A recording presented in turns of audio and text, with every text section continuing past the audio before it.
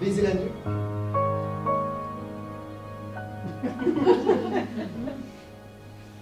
Et après? Les passants me gênaient. Et après?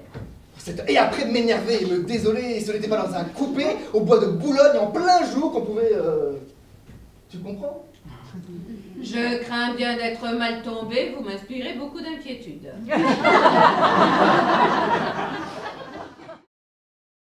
Quand je monte sur scène, il y a quelque chose de visuel, oui. Il y a des entendants qui font passer des choses par la voix, par la musique. Ça, je ne peux pas le comprendre. Sur scène, le jeu m'épanouit. En plus, j'ai donné de la visibilité aux sourds, parce que c'est un handicap invisible. Là, en montant sur scène, on voit que je suis sourde, que j'utilise la langue des signes. La langue des signes est incroyable. Je découvre encore de nouvelles choses pour transmettre des messages avec cette langue. La scène, c'est mon outil de travail, et c'est très intéressant quand on est sourd. C'est vraiment un outil qui donne une reconnaissance, en tant que citoyen, en tant qu'humain.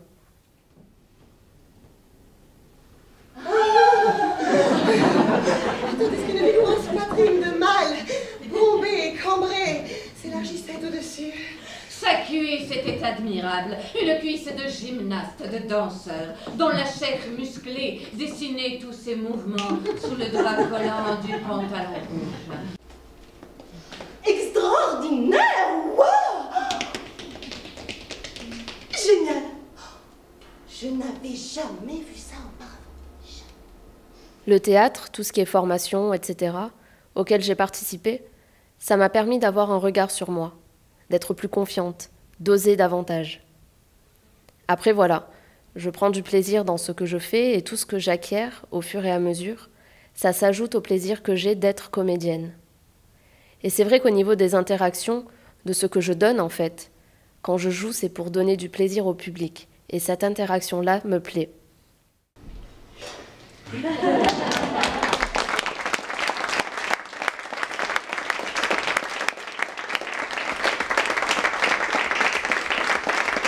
Moi, je suis arrivée à la langue des signes parce que c'est au carrefour entre le théâtre et la danse. Et moi, c'est ce que j'ai toujours pratiqué et le théâtre et la danse. Et ça me manquait, dans l'un, il me manquait le corps, et il n'y avait que du texte, j'avais envie de bouger, et dans l'autre, que du mouvement, moi j'avais envie que ça raconte des histoires. Et quand j'ai rencontré la langue des signes, pour moi, c'était vraiment le carrefour, en fait, entre les deux. Je me mets debout. D'accord. Ok, très bien. Bonjour, ça me fait vraiment plaisir d'être ici avec vous aujourd'hui. Alors d'abord je me présente, je suis Jeff, voilà comme ça, deux doigts en crochet, c'est typiquement dans la culture sourde d'avoir des signes comme prénom. Alors pourquoi je m'appelle Jeff comme ça? C'est typiquement dans la culture sourde d'avoir un signe, on a tous un signe. Par exemple, Jamel. Quel est le signe de Jamel?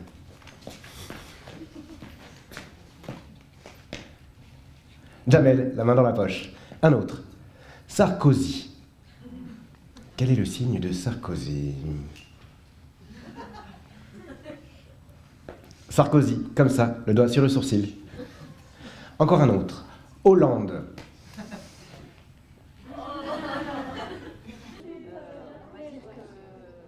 Il y a des gens qui apprennent la langue des signes à 70 ans, c'est en fonction des personnes. Qu'on ait 40 ou 20 ans, ce qui prime, c'est l'envie. La condition, c'est le silence, l'écoute visuelle et la concentration pour mémoriser et acquérir la langue des signes. Puis tous les soirs, à la maison, il faut s'entraîner. C'est un travail personnel important. Et le fait de rencontrer des sourds permet aussi de s'améliorer. La langue des signes est une langue magnifique, comme toutes les langues. Elle est très riche. Et dans notre société, elle est déconsidérée pour l'éducation des jeunes enfants sourds, ce qui génère de l'échec scolaire, qui génère de l'illettrisme. Alors que cette langue existe bel et bien et est un formidable moyen d'enseignement, comme l'est le français. Sourd et alors, et je ne suis pas seule, je suis avec Alex. Tu peux te présenter? Alex, donc. Patrick. La langue des signes est un objet de création en soi, qui est vivant. C'est-à-dire que parler la langue des signes est être quelqu'un de créateur en permanence. Ça rend cette langue extrêmement intéressante et ça rend les locuteurs de cette langue, c'est-à-dire les sourds, des génies créatif. Alors, moi je suis parisien, je suis d'une famille entendante, je suis le seul sourd. Alors bien sûr, ça a été un choc pour ma famille. Merde, on a un sourd, qu'est-ce qu'on va faire avec ce sourd-là ? Bon, bah voilà, comme toutes les familles, en premier lieu, ils se disent, est-ce qu'on va pouvoir le faire devenir entendant ? Non, je suis sourd, moi, c'est clair. Donc, ils m'ont mis dans un établissement classique, avec des entendants. Au début, je ne comprenais rien. Tout me passait au-dessus de la tête. Clairement, ça ne marchait pas. Et puis ensuite, j'ai été mis dans un établissement pour sourds, le CELEM, un établissement à Paris, qui était le premier lieu où j'ai vu un professeur sourd et qui s'exprimait en langue des signes. J'en rêvais, je me disais, oh, si mon père pouvait me parler comme ça aussi en langue des signes. Le métier artistique pour les sourds, en fait la difficulté d'en vivre aujourd'hui, c'est qu'en fait c'est simplement une difficulté sociale. Le marché du travail lui-même est en difficulté, les budgets sont rabotés et donc la situation de l'art est rabotée elle-même. Alors, il y a quelques personnes qui essaient d'élargir leur champ de travail, c'est-à-dire que c'est difficile de vivre simplement de son art, donc effectivement, ils font d'autres métiers à côté. Ils peuvent faire guide dans les musées, de la formation en langue des signes. Et comme ça leur permet d'avoir un revenu qui, lui, leur permet de continuer à travailler dans le domaine du théâtre, par exemple.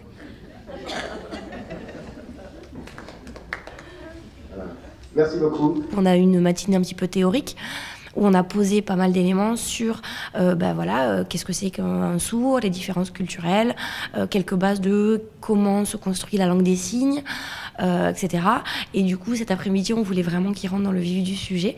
Donc là, ils sont partis en petits groupes sur des ateliers donc animés par des comédiens ou des comédiennes, ou en tout cas par des sourds de l'association ACT, des ateliers en langue des signes avec une spécificité, puisqu'on a demandé aux intervenants, intervenantes de travailler sur le champ lexical de la culture. Voilà, parce que la langue des signes, c'est une langue, donc elle est forcément très très vaste. Et comme là, on s'adresse aux professionnels de la culture, on a voulu qu'ils repartent le plus armés possible dans leur champ de compétences. Et du coup, on leur a demandé, au-delà des choses de posture, des choses un peu généralistes sur la langue des signes, qu'ils repartent avec quelques mots de vocabulaire, culture, à l'issue de cet après-midi. On essaye de parler plus de personnes en situation de handicap, plutôt de handicap. La communauté sourde, avec cette notion de handicap, c'est assez complexe, ça crée pas mal de polémiques. Voilà, du coup, on avait envie d'interroger des sourds sur ce positionnement-là. L'article 30 aborde la question de l'accessibilité à la culture en spécifiant que les personnes handicapées ont non seulement le droit d'accéder aux œuvres et à leur contenu, mais en plus de simples utilisatrices des services culturels, ces derniers doivent pouvoir... Alors ici, en France, il y a le dépistage précoce de la surdité, qui se fait de manière systématique à l'hôpital juste après les naissances. En fait, on vient avec une machine Et on fait des tests de dépistage à l'enfant pour voir si l'enfant est entendant ou sourd. Si c'est un sourd, bien sûr, à ce moment-là, on l'oriente sur un accompagnement spécifique médical, avec une rencontre avec des médecins, avec divers professionnels spécialistes de l'audition, et c'est comme ça que les informations sont diffusées. Donc on propose d'appareiller ou d'implanter les enfants. C'est quand même plutôt ciblé sur la voie oraliste. Le plus tôt la langue des signes apparaît, mieux l'enfant se construit et son identité est claire pour lui. Et mieux il apprendra l'écrit, le français, etc. Dans le passé, la langue des signes a été...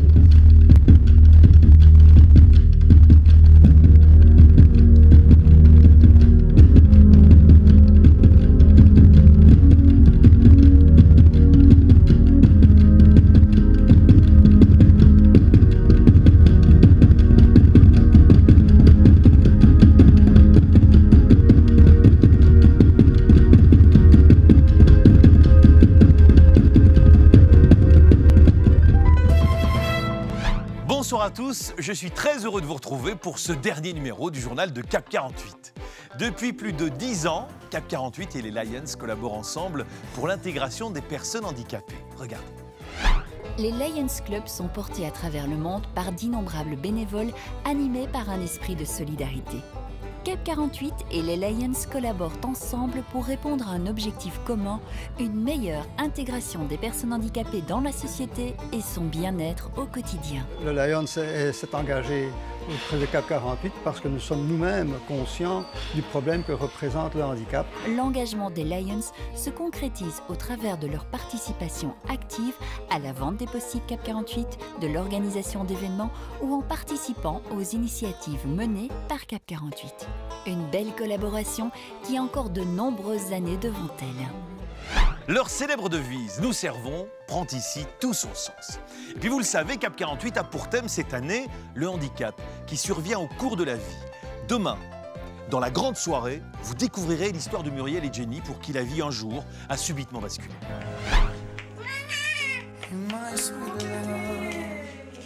T'as mis une belle robe, bonjour, mon amour. Tu veux venir sur les genoux de maman? Je ta petite main de la bouche.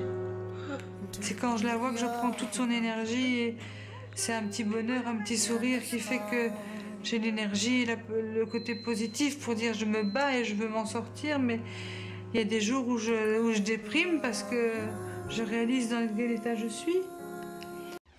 Je vous fixe rendez-vous demain à partir de 20h15 sur la Une pour une grande soirée de solidarité. Et dès maintenant, vous pouvez soutenir CAP 48 en appelant le call center 0800 9 48 81. Allez, à demain. Et n'oubliez pas, nous avons besoin de vous.